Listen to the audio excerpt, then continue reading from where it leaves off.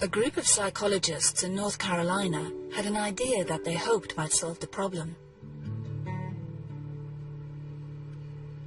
Oh, this is a young lady who is a teacher now. She's a teacher in Charlotte. Joe Sparling and his team wanted to reach children far younger than had ever been done before.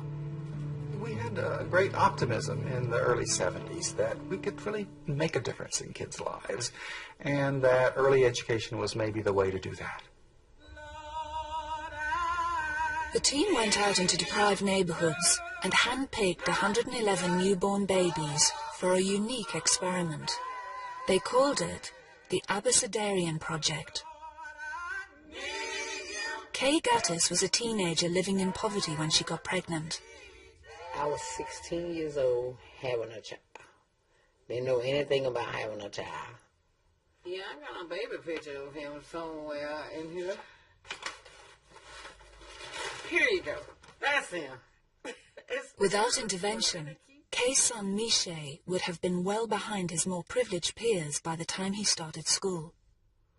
Once you are behind in school, and once you begin to be labeled as someone who is slow or someone who can't quite do it, people begin to treat you differently, and they lower their expectations for you. And as that occurs, you see kids begin to have the light go out of their eyes.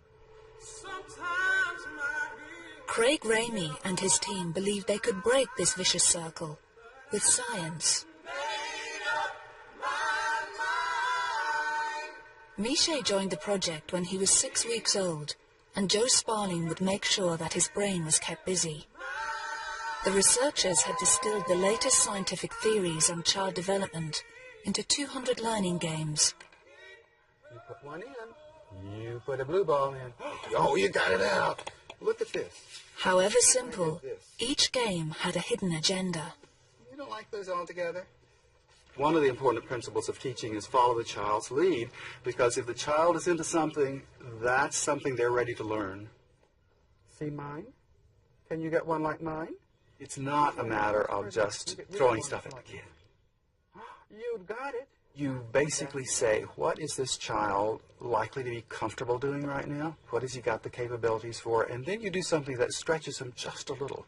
All right, looks good. But it wasn't all fun and games for the children. The scientists needed to know whether anything was happening in their stimulated brains. Okay, now you do it. It's fair to say that these children have had more data collected about them than probably any other group of children on Earth. The children took regular IQ tests, and their scores were compared to kids who had not received any special treatment. We didn't see any differences at 3 months of age. We didn't see any differences at 6, none at 9, none at 12. At 15 months of age, the way that the children literally saw the world began to be different.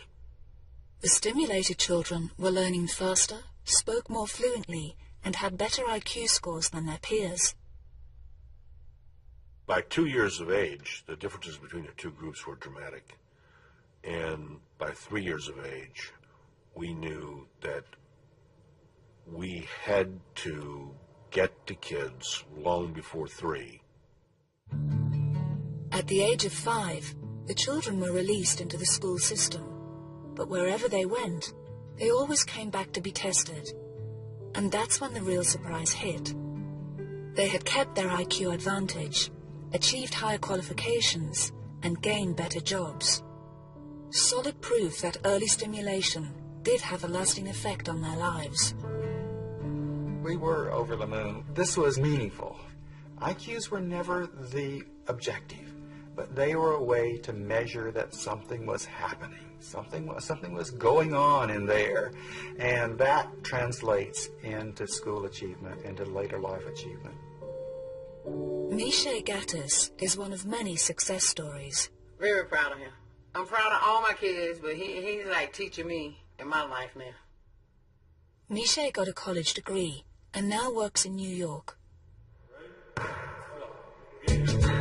Early intervention had not just boosted the IQ of the children, It had taught them the rules of the learning game. Some of my friends, they call me smart boy, nerdy boy, this, that, you know. Nah, I'm not, you know, I'm just like you. I just like to learn.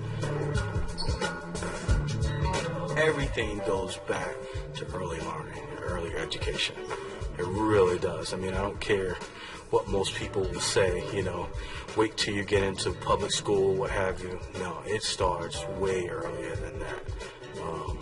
And I think hadn't I had that, who knows where I would have been. 35 years after the study began, the results are crystal clear. For the brain, there is no such thing as too early.